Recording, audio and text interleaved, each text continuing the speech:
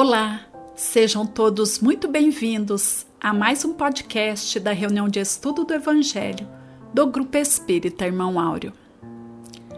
É uma alegria sempre nos encontrarmos por aqui e continuamos estudando a profunda obra Jesus e a Atualidade de Joana de Ângeles. Hoje, no capítulo 3, intitulado Jesus e Humanidade. E esse capítulo foi preparado com muito carinho pelo Fabiano. Ele tem nos chamado a atenção aqui na introdução desse podcast, de que essa obra de Joana de Ângeles, ela exige, digamos assim, de nós um aprofundamento maior. Então, ele fez isso com muito carinho, e traz muitas reflexões importantes para cada um de nós. E lembrando que além do podcast que você está ouvindo agora, temos sempre a live no mesmo dia e ao vivo, mas que também fica gravada para você assistir quando puder. Na live será aprofundado esse tema e Fabiano trará um convidado especial, o nosso amigo Sandro Moreira, que estará somando a ele nessas reflexões. E fique conosco até o final deste podcast, quando teremos nosso momento de oração. E ainda convidamos você a aproveitar a bibliografia complementar descrita na descrição desse podcast. Sem mais, vamos ouvir?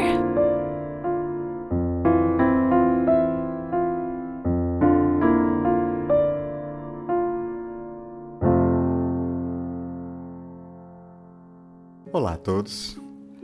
Hoje vamos conversar sobre o capítulo 3 do livro Jesus e Atualidade, intitulado Jesus e Humanidade. O livro é de Joana de Ângeles, psicografia de Divaldo Pereira Franco. A ideia é percorrer o capítulo junto com algumas referências da doutrina espírita para ver o que acontece quando esses textos conversam entre si. Vamos lá? A lição que serve de base tem o título direto: Jesus e a Humanidade. É o capítulo 3 dessa obra, que é bastante densa. E esse conteúdo merece e é realmente característico do estudo aprofundado da figura de Jesus, em particular os estudos de Joana de Ângeles, na perspectiva espírita. A lição começa com uma frase que define bem o que vamos explorar. Diz assim: Jesus, homem, é a lição de vida que aurimos no Evangelho como convite ao homem que se deve deificar. Não havendo criado qualquer doutrina ou sistema, Jesus tornou a sua vida o modelo para que o homem se pudesse humanizar, adquirindo a expressão superior. Duas ideias para mim nesse trecho merecem atenção antes de qualquer coisa. Primeiro, Jesus não criou uma doutrina. Ele veio para apenas uma tarefa: viver. Assim, ele se tornou a carta viva de sua mensagem, a verdadeira boa nova, boa notícia, que é a perspectiva de que é-nos possível caminhar rumo à perfeição. Segundo, o convite é ao homem que se deve deificar. O movimento vai do humano em direção ao divino, não o contrário. É esse ângulo que, em muitas partes, a doutrina espírita desenvolve. E é por aí que a gente vai começar o nosso raciocínio. Lá no Evangelho segundo o Espiritismo, ele abre o capítulo 1 com uma afirmação que situa Jesus na história da revelação. Ele diz assim: Jesus não veio destruir a lei, isto é, a lei de Deus, veio cumpri-la, isto é, desenvolvê-la, dar-lhe o verdadeiro sentido e adaptá-la ao grau de adiantamento dos homens. Então, esse grau de adiantamento é uma expressão até que técnica no vocabulário espírita que precisa ser corretamente contextualizada. Ela remete à ideia de que a revelação trazida pela doutrina espírita não é estática, ela se adapta ao momento em que a humanidade está. Moisés comunicou a lei de Deus de uma forma, Jesus a comunicou de outra, e os espíritos que dizem num texto do mesmo capítulo, complementam com uma frase que eu vou ler aqui, porque a gente vai precisar ao longo desse estudo. Lá no capítulo 1, nas instruções dos Espíritos, diz assim: Moisés abriu o caminho, Jesus continuou a obra, o Espiritismo a concluirá. Essa frase mostra para nós que não há ruptura. Há um fio que atravessa as 3 revelações destacadas aqui. E Jesus está no centro desse fio condutor, não como uma figura de adoração isolada, mas como o momento mais pleno que a humanidade conheceu daquilo que o ser humano pode se tornar. A lição de Joana de Ângeles diz que o homem tem sido símbolo de violência, prepotência e presunção, dominador exterior, estorcegando-se, porém, na sua fragilidade, nos seus conflitos e perecibilidade. Esse é um diagnóstico sem condescendência, é direto, doído. E então vem o contraste. Mais para frente, Joana coloca assim: após os seus exemplos, falando aqui dos exemplos de Jesus, surgiu um diferente homem, humilde, simples, submisso e forte na sua perenidade espiritual. Esse diferente homem que a Joana fala é aquele que o Livro dos Espíritos chama de destino de todo espírito. O nosso destino é nos tornarmos esse diferente homem. Na Lei de Progresso, lá no Livro dos Espíritos, na questão 776, os Espíritos afirmam que o homem não foi destinado a viver perpetuamente no estado de natureza, como não foi a viver eternamente na infância. Um ser perfectível, aquele que traz o germe do aperfeiçoamento. Isso é da natureza de todo espírito, sem exceção. Jesus não é uma exceção dessa lei. Ao contrário, ele é a sua demonstração mais avançada. Agora, para um outro aspecto, tem uma observação da lição que ela parece simples, mas que tem bastante implicação quando a gente para pensar. O trecho da lição diz assim: Jesus, se referindo a Jesus, não se utilizou de sofismas nem de silogismos, jamais aplicando comportamentos excêntricos ou fórmulas complexas que exigem altos níveis de inteligência ou de astúcia. Tudo aquilo a que se referiu é conhecido, embora nas roupagens novas que o revestem. A ideia aqui é que Jesus usou o que estava disponível para todo mundo. Uma semente mostarda, redes de pesca, solos diferentes. Ele não construiu um sistema de pensamento que exigisse erudição para ser compreendido. E a lição aponta que as verdades que ele trouxe continuam as mesmas, embora nas roupagens novas que o revestem. É assim que diz, Essa expressão tem um sentido muito preciso no contexto espírita. Cada época veste as verdades eternas com a linguagem que ela consegue entender.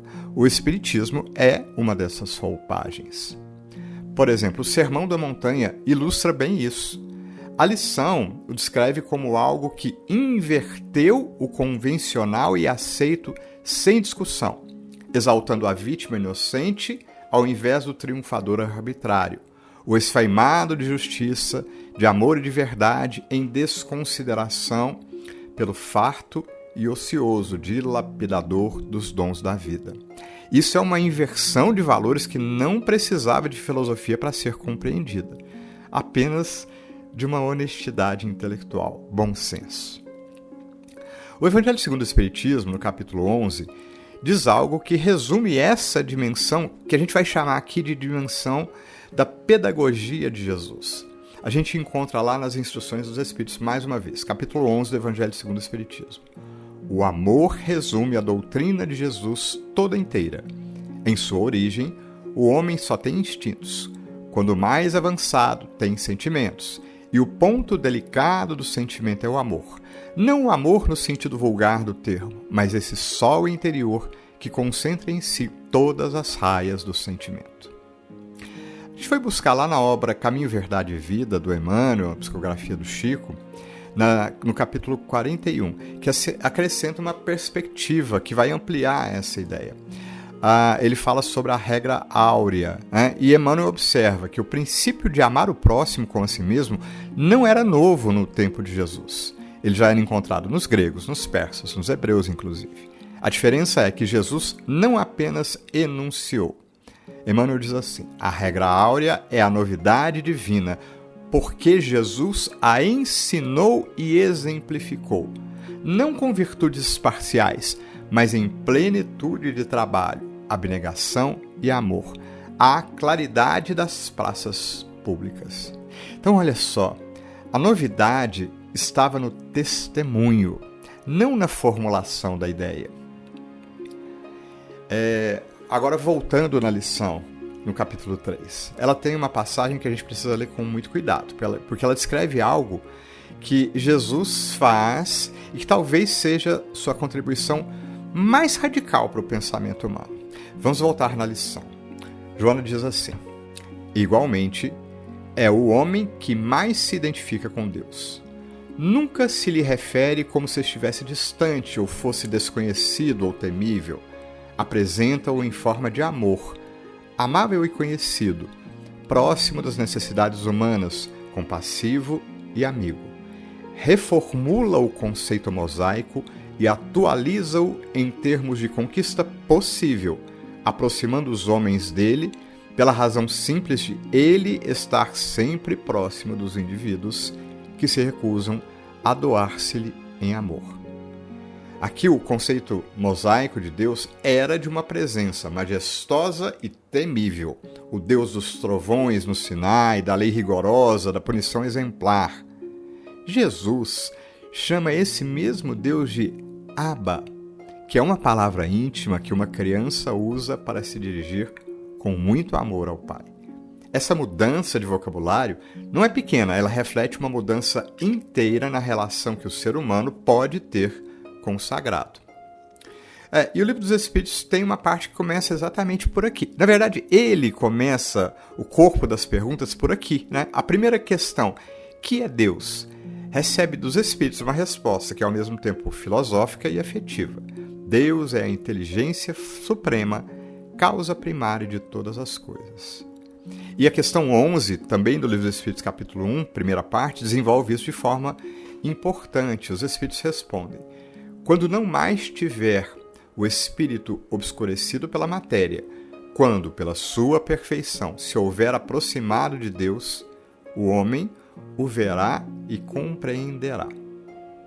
Essa compreensão de Deus, portanto, não é uma questão de dogma ou de crença, é uma questão de aproximação. Está aqui na resposta dos Espíritos, né? E aproximar-se de Deus para o Espiritismo é também aproximar-se do amor, da justiça e da bondade. É exatamente isso que Jesus demonstra. Novamente, no capítulo 15 do Evangelho segundo o Espiritismo, fora da caridade não há salvação, esse capítulo fecha esse raciocínio de forma direta. Lá encontramos assim: toda a moral de Jesus se resume na caridade e na humildade, isto é, nas duas virtudes contrárias ao egoísmo e ao orgulho. Aqui a gente mostra os critérios de Jesus não passam pelo rito ou pela filiação religiosa, pela ortodoxia doutrinária. Um dos crivos principais é a caridade. E isso é coerente com essa imagem de Deus que Jesus nos apresenta. Um Pai, justiça e todo misericordioso, que está sempre próximo de todos. Emmanuel tem uma mensagem intitulada Perante Jesus, que ela vai apontar para algo semelhante, logo lá no seu primeiro capítulo, e quando ele diz assim, que a hora moderna, abre aspas, exige entendimento e ação, ensino e prática, teoria e exemplo, palavras e obras, conclusões e fatos, ideal e realização. Ou seja, o que Emmanuel está dizendo aqui? Não basta conhecer Jesus, é preciso encontrá-lo no exercício cotidiano do amor, na vivência do amor possível. Essa lição que a gente está estudando, ela usa uma expressão que vale a pena a gente olhar para ela, né? Meio que isolada. Diz assim: todo o seu ministério é feito de humanização, erguendo-se o ser do instinto para a razão e daí para a angelidade. Instinto, razão, angelidade. 3 estágios.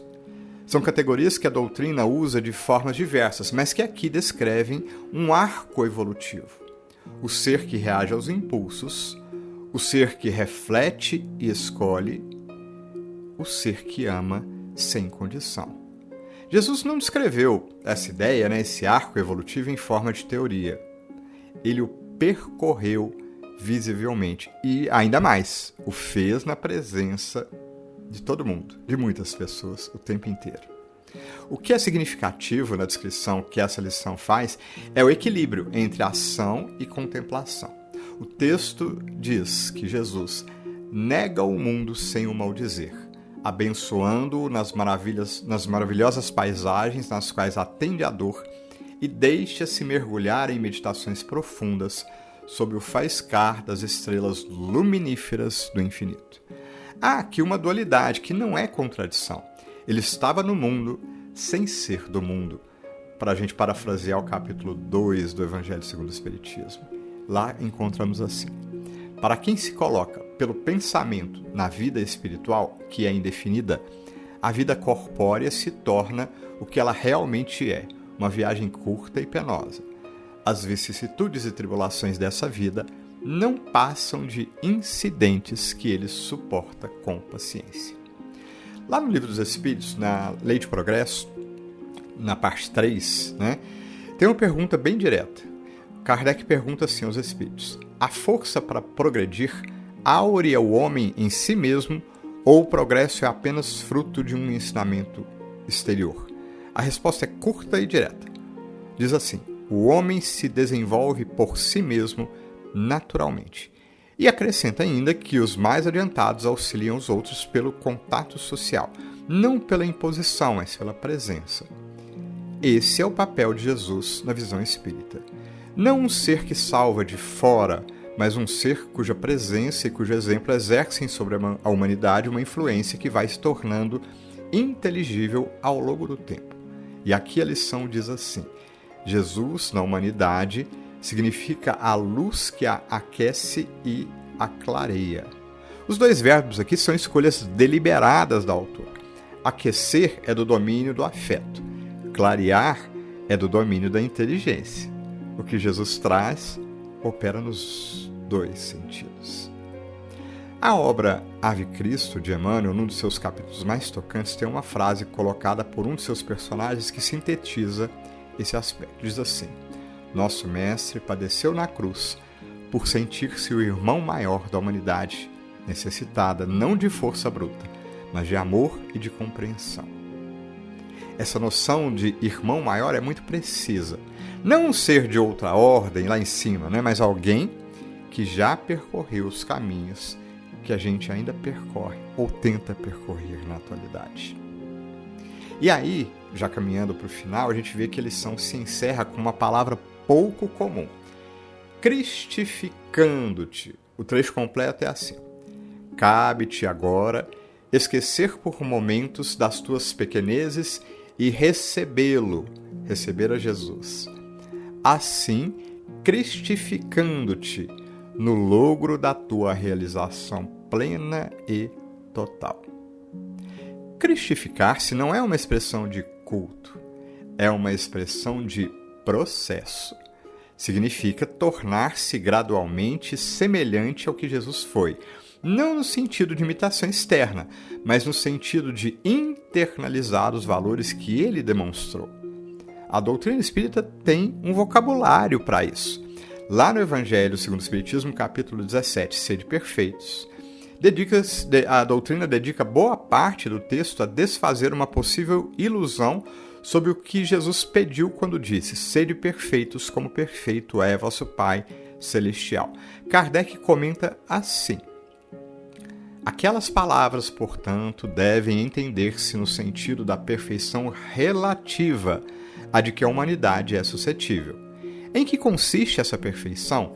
Jesus o diz: em amarmos os nossos inimigos, em fazermos o bem aos que nos odeiam, em orarmos pelos que nos perseguem. Mostra ele, desse modo, que a essência da perfeição é a caridade na sua mais ampla acepção. Perfeição relativa, não absoluta, é uma distinção importante. A cristificação não é uma meta que paralisa pelo impossível, é uma direção que orienta o cotidiano. No Livro dos Espíritos, nas questões sobre perfeição moral, lá ele identifica o principal obstáculo desse processo, o orgulho e o egoísmo. E acrescenta que o egoísmo, chaga da humanidade, tem que desaparecer da Terra, a cujo progresso moral obsta.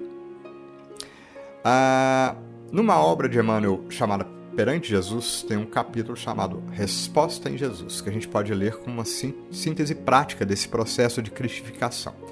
Emmanuel escreve que todos os desafios cotidianos têm uma resposta no campo cristão. Não respostas genéricas, mas específicas. Ele diz assim: para o sarcasmo, a resposta é a caridade em forma de silêncio. Para a calúnia, a resposta é caridade em forma de perdão. Para o egoísmo, a resposta é caridade em forma de renúncia. Para a violência, a resposta é caridade em forma de brandura. Em qualquer problema no caminho da vida, a resposta cristã será sempre desfazer a força do mal pela força do bem. Estão vendo aqui, gente? Não é uma lista de virtudes abstratas. É uma lista de situações concretas, com respostas concretas. É o que a lição chama de segui-lo na simplicidade dos convites que ele te endereça até agora.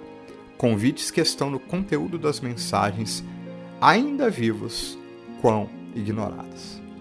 A lição fecha com uma afirmação que é ao mesmo tempo simples e densa. Diz assim: Jesus, na humanidade, significa a luz que aquece e clareia. Ao longo desse estudo que a gente está fazendo, a gente foi vendo como é que essa luz opera em diferentes dimensões. Na pedagogia, usando o cotidiano como linguagem. Nessa imagem de Deus, aproximando-o daquilo que parecia inacessível. No arco evolutivo que a gente falou aqui, mostrando o que o ser humano pode tornar-se. E também, finalmente, no convite pessoal, apontando para a cristificação como um processo gradual de cada dia. O que a doutrina espírita faz com esse material é notável, né? Esse esclarecimento. Ela não eleva Jesus a uma posição que o separa da humanidade. Ela o coloca dentro da humanidade como seu exemplo mais avançado e diz: é para lá que a gente caminha, que devemos caminhar. Não nessa encarnação necessariamente, mas sem tropeços. E também não sem tropeços, né? Mas é nessa direção. A lição diz também: na tua condição humana, necessitas dele a fim de cresceres, saindo dos teus limites para o infinito do seu amor. A necessidade apontada não é de dependência, é de referência. É a diferença entre uma âncora que prende e uma bússola que orienta. Eu vou fechar o nosso estudo com um convite contundente, mas do fundo do coração. A gente viu o tanto de coisa, como é importante a gente estudar, tá? Todas as obras citadas aqui vão estar na descrição, na íntegra, com os links. O meu convite é para que você estude, aprofunde, vale a consulta direta, tá bom? Que tenhamos todos uma excelente semana. Até o próximo episódio. Em nosso momento de oração, sintamos as bênçãos divinas, inspirando-nos, através do poema de Maria Dolores, Obreiros de Deus. Escuta, alma querida, se a força que orienta as construções da vida resolveu te entregar a comunicação do bem e da cultura pelos caminhos da arte, por maior seja a dor que te renove e apura, nunca te desanimes. No alto ministério em que te pões, sê fiel à missão em que te exprimes, criando e recriando gerações. Mesmo de coração marfanhado, perante o mundo desatento, não desistas da luta que te alcança. em amassando a trigo de esperança, o pão do pensamento. Entre a imortalidade e as visões da beleza, contempla o mundo à frente, pensa no plano artístico esplendente em que se fundamenta a natureza. Onde o verde se alonga, anota nos caminhos, aves lembrando intérpretes de sonhos e equipes orquestrais nos troncos e nos ninhos. Quando a tarde aparece sobre os campos e a sombra se desata, fita a erva surgir sobre adornos de prata, feitos na tênue luz dos pirilampos. Vejamos nos jardins, cravos recordam belos arlequins, dançando ao sol e ao vento, enquanto sob o azul do firmamento, quase concretizando músicas divinas, no tecido aromal que os entretece, os lírios são pierrots filosofando em prece, e as rosas são alegres colombinas. Quando as nuvens no espaço lançam granizos e clamores, em raios, trovões ameaçadores, nos golpes da tormenta, de estrondo a estrondo, estilhaço a estilhaço, é uma tragédia que se representa. Sem que as distâncias possam escondê-las, quando a treva noturna tudo invade, olhe o bailado e as luzes das estrelas, com notícias dos céus da imensidade. Assim também, alma querida, cumpre a missão que te engrandece a vida. Educa, eleva, ampara, serve e ama.